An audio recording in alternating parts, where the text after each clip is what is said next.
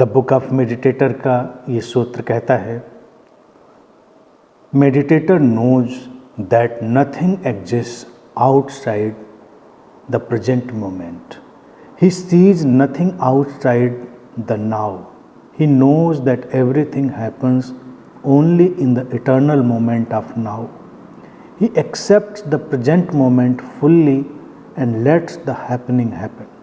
अर्थात सूत्र कहता है कि ध्यानी जानता है कि इस वर्तमान क्षण के बाहर कुछ भी नहीं घटता. वो इस वर्तमान क्षण के बाहर कुछ भी नहीं देखता.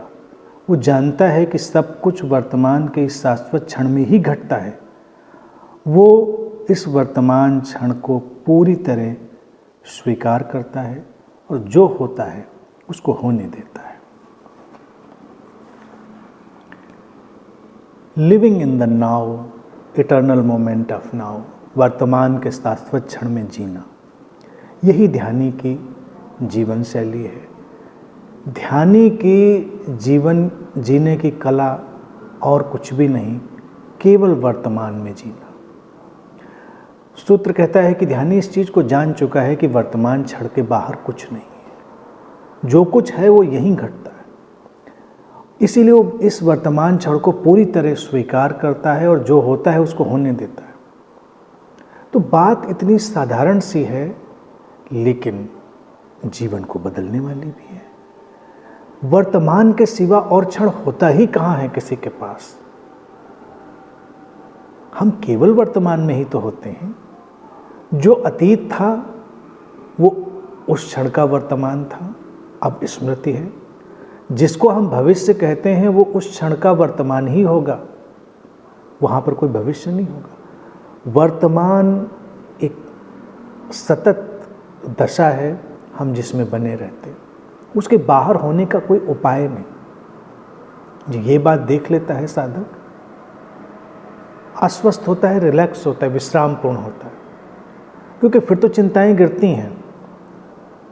तुम क्या चिंता करोगे कि कल क्या होगा. जो होगा अभी होगा और इस क्षण में ही वो परिवर्तन आएगा. व्यक्ति की सारी समझ, व्यक्ति का सारा विवेक इस क्षण में ही काम करता है. तो जब तुम जी रहे होगे तो तुम्हारे सामने वर्तमान का ही क्षण होगा और उस वर्तमान के क्षण में ही तुम्हारे भीतर से वो सारी समझ और विवेक निकलेगा जो तुम्हारे जीवन को एक दिशा देगा. अब जब ये बात जान ली जाती है तो क्षण के साथ कोई संघर्ष नहीं, उसे पूरी तरह स्वीकार करना होता है. गैर ध्यानी व्यक्ति की जीवन शैली क्या है? हर चीज़ को भविष्य में फेंक दो, हर चीज़ को भविष्य में डालो. ऐसा करेंगे तो ऐसा होगा, हम इसलिए ऐसा कर रहे हैं क्योंकि हम ऐसा पाना चाहते हैं. ध्यानी नहीं ऐसे करता. ध्यानी तो जिस क्षण में है पूरी तरह जीता है, क्योंकि अगले क्षण में जो होना होगा सो होगा. जो मिलना खोना पाना होगा वो अगले क्षण में आएगा तो देखा जाएगा. अभी इसको पूरी तरह जीना है.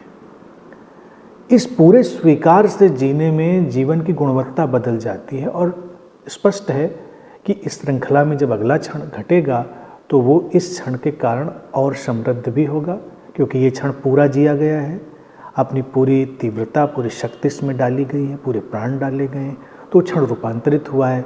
इस क्षण की जमीन बदली है, तो अगला क्षण जब तुम्हारे सामने होगा तो वो भी उतना ही बदला हुआ होगा, रूपांतरित होगा. तो सूत्र कहता है कि जब ये जान लिया गया, जी ली गया, तो इस जी लिए जाने से ध्यानी के भीतर जो एक एटीट्यूड, एक वृत्ति बनती है, वो ये बनती है कि लेट द हैपनिंग हैपन. जो होता है उसको होने दो. फिर रोकना भी क्या, और हम रोकें भी क्यों, और हम रोक भी कहाँ सकते हैं. ये सारी बातें जो हो रहा है उसके साथ फिर हम संघर्ष में नहीं पड़ते. संघर्ष प्रायः देखा जाए मानसिक होते हैं, क्योंकि परिवर्तन और परिवर्तन की क्रियाएं वर्तमान में होती हैं, वो वर्तमान का ही हिस्सा होती हैं. संघर्ष भविष्य का होता है या अतीत की स्मृतियों का होता है. संघर्ष के कारण ही हम ऐसा अनुभव करते हैं कि जो घटनाक्रम है, जो हैपनिंग है, उसको हम रोकें. रुकता कुछ भी नहीं. सुबह अपने ढंग से होती है, शाम अपने ढंग से होती है, जीवन अपने ही ढंग से बहता है. तो हम क्या क्या रोकेंगे? उम्र के ये पड़ाव, ये सांसों का आना जाना, ये दिल का धड़कना, ये सब तो अपने आप हो ही रहा है। इसके अलावा भी जीवन के जो सूक्ष्म से स्थूल से फैली हुई सारी घटनाएं हैं, वो भी अस्तित्व की उस विराट लीला में अपने आप हो रही होती हैं। तो साधक कोई संघर्ष नहीं लेता, वो बस वर्तमान के क्षण में अपने पूरे प्राणों, पूरी तीव्रता, पूरी सचेतनता के साथ जीता है। जो हो रहा है उसको होने देता है।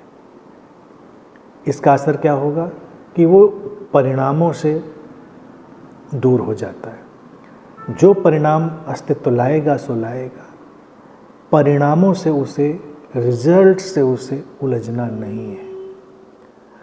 कृष्ण गीता में इसी बात को हाईलाइट करते हैं कि कर्म करो लेकिन फल की चिंता ना करो। तो उसमें भी उनका संदेश यही है कि वर्तमान में पूरी तरह रहो, और वर्तमान में रहोगे तो जो हो रहा है उसको होने दोगे, तो परिणाम की, फल की चिंताएं हट जाएंगी। बस ये ढंग, ये वर्तमान में जीने की कला, ध्यानी उसमें डूब कर जीता है, वही उसका बोध है।